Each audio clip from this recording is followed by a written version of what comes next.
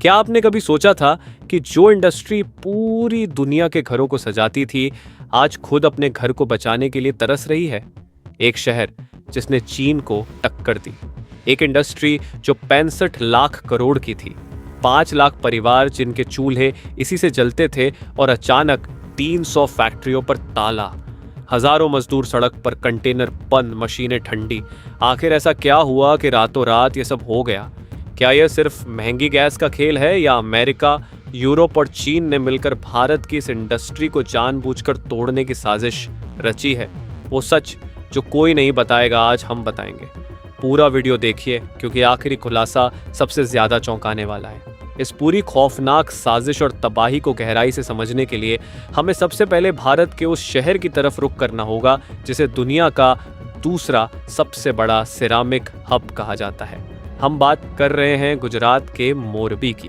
क्या आप अंदाजा लगा सकते हैं कि जिस शहर की धूल भरी गलियों में कभी छत के खपैल बनाने वाली छोटी छोटी भट्टियां सुलगती थी, वो अचानक एक ऐसे विशाल औद्योगिक साम्राज्य में कैसे बदल गया जिसने मैन्युफैक्चरिंग के मामले में सीधे चीन की आंखों में आंखें डाल दी? आज के समय में भारत में बनने वाली कुल सिरामिक टाइल्स का 80 से 90% हिस्सा अकेले इसी मोरबी से आता है। करीब 6.5 लाख करोड़ के वैल्यूएशन वाला ये पूरा सेक्टर सिर्फ पत्थरों, मिट्टी और मशीनों का खेल नहीं है।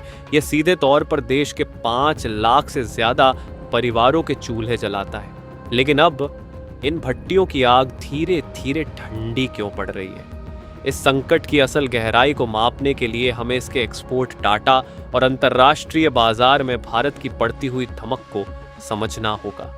हालिया ग्लोबल ट्रेड डाटा के अनुसार भारत का सिरामिक एक्सपोर्ट 9,000 करोड़ रुपए के ऐतिहासिक आंकड़े को पार कर चुका था। हम दुनिया भर के 130 से भी ज्यादा देशों में अपने उत्पाद भेज रहे थे। संगीत, क्या आपको यह जानकर हैरानी नहीं होती कि दुनिया का सबसे ताकतवर देश अमेरिका भी अपनी जरूरत की करोड़ों स्क्वायर मीटर टाइल्स अकेले भारत से खरीदता है? अमेरिका के अलावा सऊदी अरब, यूएई, ब्रिटेन और यूरोप के कई देश भारतीय सिरामिक के सबसे बड़े खरीदार बन चुके थे। हम दुनिया के कुल सिरामिक व्यापार में एक बहुत बड़ा हिस्सा कब्जा चुके थे। हमारी सबसे बड़ी ताकत थी बेहतरीन इटालियन डिजाइन, और वह भी चीन से कहीं ज्यादा सस्ती कीमत पर। हर साल 20% से ज्यादा की तेज रफ्तार से आगे बढ़ने वाली ये इंडस्ट्री अचानक एक अंधेरी सुरंग में कैसे जा गिरी? क्या यह महज एक इत्तेफाक है, या आखिर इसके तार ग्लोबल पॉलिटिक्स और अंतर्राष्ट्रीय युद्धों से जुड़े हैं? अब जरा सोचिए कि इस उड़ते हुए विमान का इंजन अचानक फेल होने की असली वजह क्या है। कहानी शुरू होती है ऊर्जा के एक भयानक संकट से। सिरामिक प्रोडक्ट और टाइल्स को मजबूत बनाने के लिए फैक्ट्रियों की भट्टियों का तापमान लगातार 1000 डिग्री सेल्सियस से ऊपर रखना पड़ता है। इस आग को 24 घंटे जलाए रखने के लिए सबसे ज्यादा जरूरत होती है प्राकृतिक गैस, यानी नेचुरल गैस और एलपीजी की। भारत अपनी जरूरत की ज्यादातर गैस मिडिल ईस्ट के देशों से आयात करता है, लेकिन पिछले कुछ समय से अंतर्राष्ट्रीय स्तर पर जो उथल पुथल मची है, क्या उसका सीधा असर हमारे कारखानों पर नहीं पड़ा है? बिल्कुल पड़ा है। जैसे ही मिडिल ईस्ट में तनाव गहराया और लाल सागर यानी रेड सी के व्यापारिक मार्गों पर हमले शुरू हुए, पूरी दुनिया की सप्लाई चेन पूरी तरह से चरमरा गई। जहाज़ों को अफ्रीका का लंबा और महंगा चक्कर लगाकर जाना पड़ रहा है। क्या कोई भी इंडस्ट्री रातों रात माल भाड़े में हुई 300 से 400% की भारी बढ़ोतरी का खर्च उठा सकती है?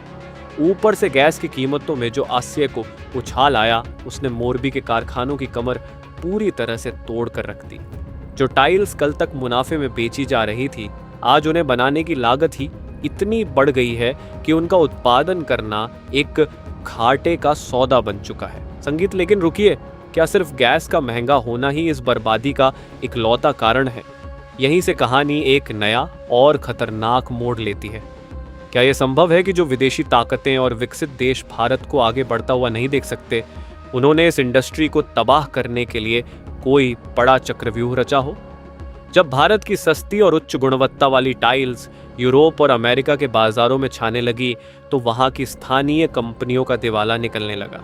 क्या पश्चिमी देश सच में फ्री ट्रेड और खुले बाजार के समर्थक हैं, या जब उनके अपने बाजार पर खतरा मंडराता है, तो वे रातों रात नियम बदल देते हैं। आंकड़ों पर नजर डालें तो सच्चाई खुद ब खुद सामने आ जाती है। साल 2023 में जब भारतीय निर्यात अपने चरम पर था, तब यूरोपियन यूनियन ने भारतीय टाइल्स पर 6 से 8% तक की भारी भरकम एंटी डंपिंग ड्यूटी थोप दी। इसके बाद अमेरिका ने भी पीछे ना रहते हुए भारतीय उत्पादों पर 3 से 3.5% की काउंटर वेलिंग ड्यूटी लगा दी। खाड़ी देशों ने भी टैक्स के नियम सख्त कर दिए। क्या आपको नहीं लगता कि यह सब एक सोची समझी रणनीति का हिस्सा है? जैसे जैसे भारत की सिरामिक इंडस्ट्री मजबूत हुई, दुनिया के बड़े देशों ने उसे रोकने के लिए टैक्स और टैरिफ की एक ऊंची दीवार खड़ी कर दी। संगीत, जब आपका माल दूसरे देशों में महंगा बिकेगा तो उसकी डिमांड अपने आप गिर जाएगी, और जब डिमांड गिरेगी तो क्या मोरबी की मशीनें चल पाएंगी? अब आता है वो आखिरी और सबसे डरावना खुलासा जिसका मैंने वीडियो की शुरुआत में जिक्र किया था। क्या दुश्मन सिर्फ सीमा के पार बैठे हैं, या कुछ बड़ी गलतियां हमारे अपने घर में भी हुई हैं? भारत के अंदर लिए गए कुछ नीतिगत फैसलों ने भी इस आग में घी डालने का काम किया है। साल 2019 में प्रदूषण को कम करने के नाम पर नेशनल ग्रीन ट्रिब्यूनल ने मोरबी में कोयला गैसीफायर के इस्तेमाल पर पूरी तरह से बैन लगा दिया था। यह पर्यावरण के लिए तो अच्छा कदम था, लेकिन क्या सरकार ने इस इंडस्ट्री को महंगी प्राकृतिक गैस का कोई सस्ता और सुलभ विकल्प दिया? जवाब है नहीं। रातों रात हजारों फैक्ट्रियों को महंगी गैस पर शिफ्ट होना पड़ा, जिससे उनकी लागत आसमान छूने लगी। इसके अलावा जो सबसे कड़वा सच है वो ये है कि क्या हम सच में पूरी तरह से आत्मनिर्भर हैं? हम दुनिया को फाइनल प्रोडक्ट तो बेच रहे हैं, लेकिन क्या हम उन टाइल्स को बनाने वाली हाईटेक मशीनों, बेहतरीन ग्लव्स और केमिकल्स के लिए आज भी इटली, स्पेन और चीन के गुलाम नहीं हैं? अगर कल को यह देश हमें मशीनरी और कच्चा माल देने से मना कर दे तो क्या हमारी फैक्ट्रियां एक दिन भी चल पाएंगी? यह हमारी सप्लाई चेन की सबसे बड़ी और छुपी हुई कमजोरी है, जिस पर कोई बात नहीं करना चाहता। विदेशी ताकतों ने हमारी इसी कमजोरी का फायदा उठाया। एक तरफ से कच्चे माल और गैस की कीमत बढ़ाकर हमें निचोड़ा गया, और दूसरी तरफ से भारी टैक्स लगाकर हमारे एक्सपोर्ट के रास्ते बंद कर दिए गए। आज जमीनी हकीकत यह है कि मोरबी और देश के अन्य हिस्सों में इस भयंकर दबाव के कारण करीब 300 से ज्यादा फैक्ट्रियों पर हमेशा के लिए ताला लटक चुका है। जो बची हैं उनमें से भी कई अपनी आधी क्षमता पर काम कर रही हैं। सोचिए, जब एक फैक्ट्री बंद होती है तो सिर्फ मशीनें नहीं रुकती, बल्कि उससे जुड़े सैकड़ों मजदूरों, ट्रांसपोर्टरों और पैकेजिंग वाले हजारों लोगों की रोजी रोटी छीन जाती है।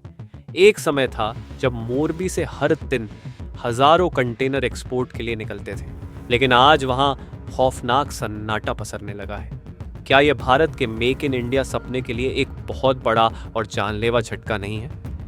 इस समय सिर्फ कुछ गिने चुने बड़े उद्योगपति ही इस तूफान का सामना कर पा रहे हैं, क्योंकि उनकी जेब गहरी है और वे महंगी गैस खरीद सकते हैं।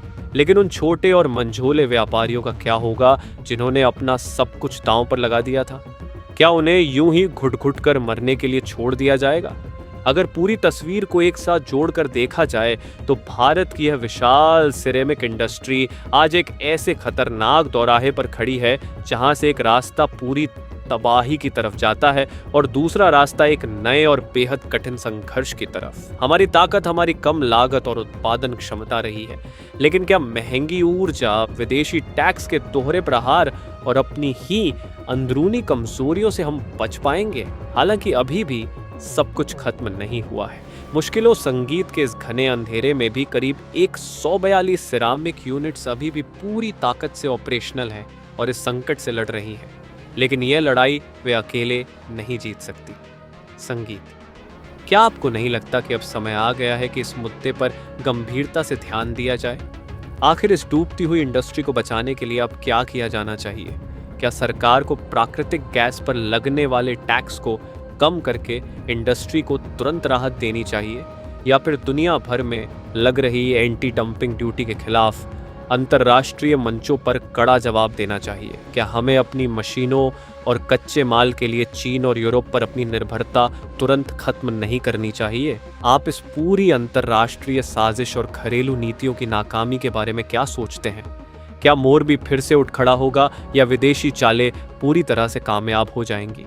अपनी बेबाक राय कमेंट बॉक्स में जरूर बताएं। अगर आपको ये वीडियो और इसके अंदर की छिपी हुई सच्चाई पसंद आई हो तो इसे अभी लाइक करें और अपने दोस्तों के साथ ज़्यादा से ज़्यादा शेयर करें। देश की हर उस खबर और अंदरूनी सच्चाई से जुड़े रहने के लिए जो सीधे आपसे जुड़ी है, हमें सब्सक्राइब करना बिल्कुल ना भूलें। तब तक के लिए जय हिंद।